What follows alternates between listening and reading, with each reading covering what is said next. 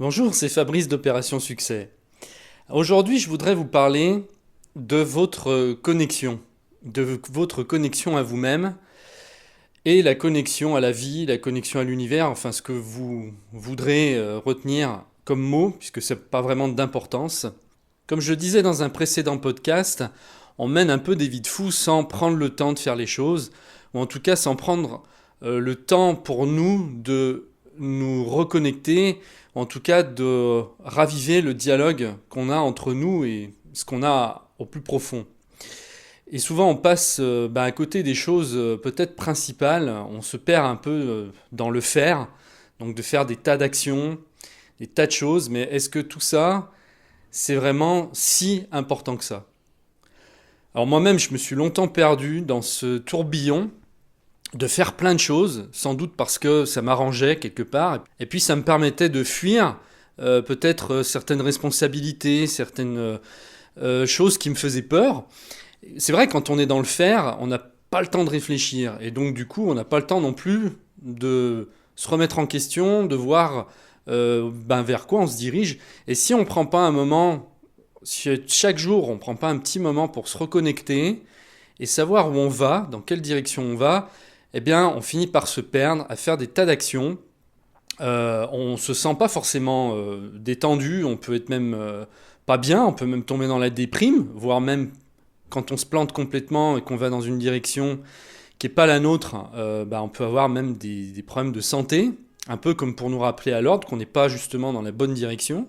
Et donc, il y a quelque chose que je fais depuis un certain temps qui m'a beaucoup aidé, c'est simplement de prendre au moins un moment où le mieux c'est peut-être 2 fois par jour ou 3 fois, même alors là c'est le top, quelques minutes simplement pour méditer. Mais quand je parle de méditation, voilà, on a tout de suite une image de la méditation, on se met en position du lotus, voilà, comme les bouddhistes. Non, c'est pas ça du tout. La méditation, en fait, c'est quelque chose qui est très simple et on a compliqué ce processus. Quand on pense méditation, tout de suite on a des images en tête qui arrivent comme ça, que c'est réservé uniquement pour les gens qui prient toute la journée, et c'est pas du tout ça.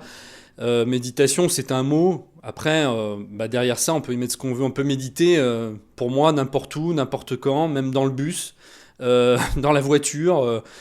Et quand vous prenez un moment comme ça dans le silence, et ça peut être que 2 minutes, 1 minute, ça peut suffire, eh bien il se passe quelque chose.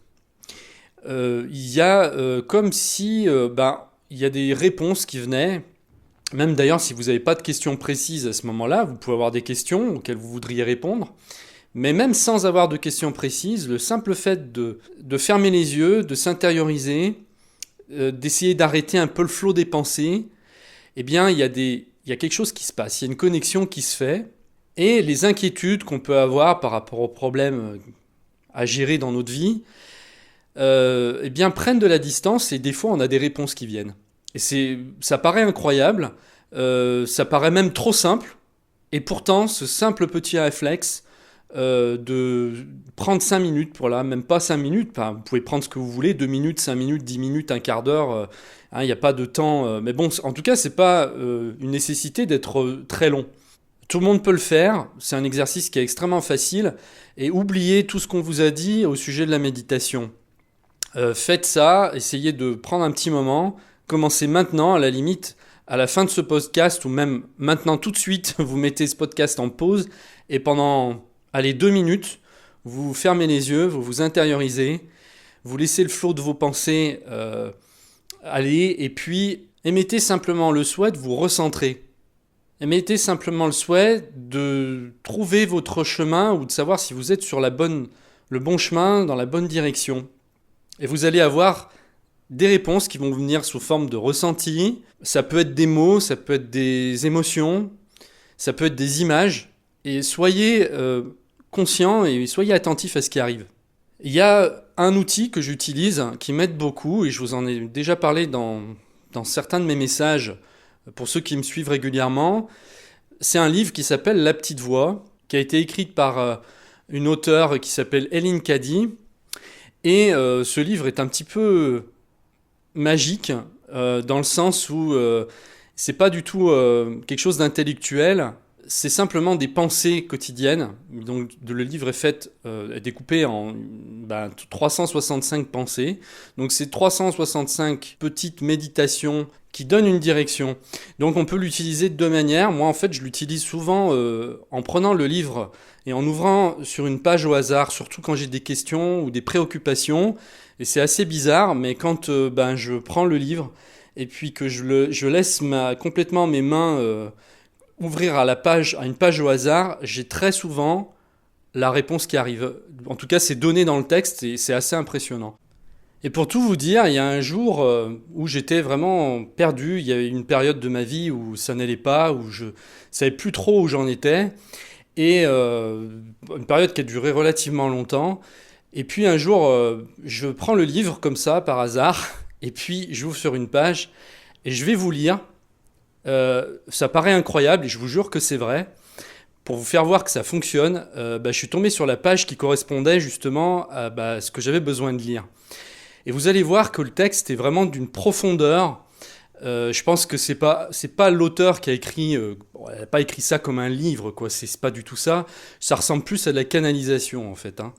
Et donc, je vais vous lire le texte et vous ferez vous-même votre opinion. Donc, c'est celle du 19 octobre.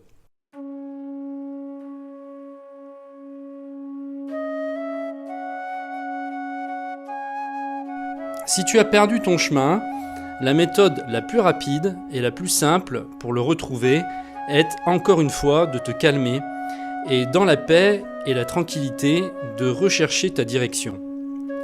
As-tu le désir de prendre du temps pour être tranquille et pour rechercher en toi, ou penses-tu que c'est une perte de temps et qu'il te faut avancer et faire tout ce qui doit être fait ?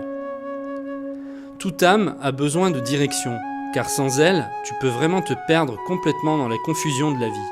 Alors pourquoi ne pas passer un court instant, chaque jour, seul avec moi, pour déterminer où tu vas ? Si tu apprends à le faire, tu trouveras le profond besoin intérieur de cette communion et tu aspireras à passer de plus en plus de temps avec moi dans cet état de conscience. Donc, reste en alerte et réponds à ces profonds désirs en toi. Ne les repousse jamais impatiemment en pensant qu'il n'y a pas de temps. Je te le dis, il y a du temps pour tout.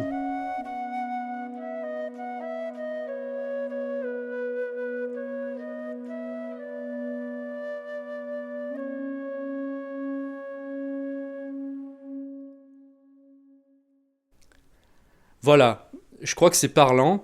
Et depuis que j'étais tombé sur ce texte, depuis que je suis tombé sur ce texte, j'ai gardé après ce réflexe tous les jours, ou en tout cas le plus souvent possible, parce qu'il arrive effectivement des jours où on le fait pas, mais de prendre ce moment.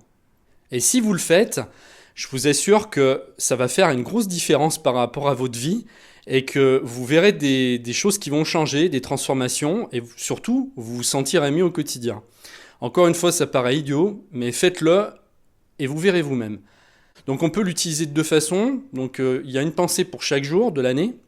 Donc soit vous prenez dès le matin, par exemple, en vous levant le jour, le jour d'aujourd'hui, et puis vous lisez. Ou alors, si vous avez une préoccupation, un problème à régler, à résoudre, eh bien vous pouvez pour avoir la réponse comme ça, l'utiliser sans réfléchir. Vous le prenez, vous l'ouvrez à une page au hasard et vous allez voir que c'est impressionnant. Ce livre, c'est vraiment mon livre de chevet que j'ai depuis pratiquement 20 ans. Je ne l'ai pas utilisé tous les jours parce qu'il y a certains moments de ma vie où je le lisais plus. Et j'y suis revenu et là, ça fait des années que je l'utilise quasiment tous les jours. C'est devenu un réflexe. Il y a eu beaucoup de livres qui ont été édités comme ça, qui ont recopié le concept, parce qu'en fait, c'est elle qui a lancé ce concept de pensée quotidienne. Après, il y a eu des tas de livres qui ont copié le truc, et on retrouve comme ça 365 pensées positives, plein de livres qui sont un peu dans ce truc-là. Mais il faut savoir que c'est elle qui a lancé ça à la fin des années 80. Et le livre s'est vendu vraiment à des millions d'exemplaires et a eu un succès phénoménal. Donc voilà, ce qu'il faut retenir là-dedans, c'est que si vous n'êtes pas bien, vous êtes angoissé à certains moments de la journée, que vous vous sentez contrarié, ou vous vous sentez vide d'énergie, ou même démoralisé, eh bien arrêtez tout. Prenez un moment pour vous mettre dans le silence. N'essayez pas de réfléchir, mais plutôt de ressentir. Laissez venir à vous ce qui arrive en fait, tout simplement. Voilà, et bien écoutez, je vous mets le lien de la petite voix que vous pouvez commander sur Amazon juste en dessous de la vidéo. Et puis, je vous retrouve très bientôt pour un prochain podcast. Merci de m'avoir suivi. Au revoir.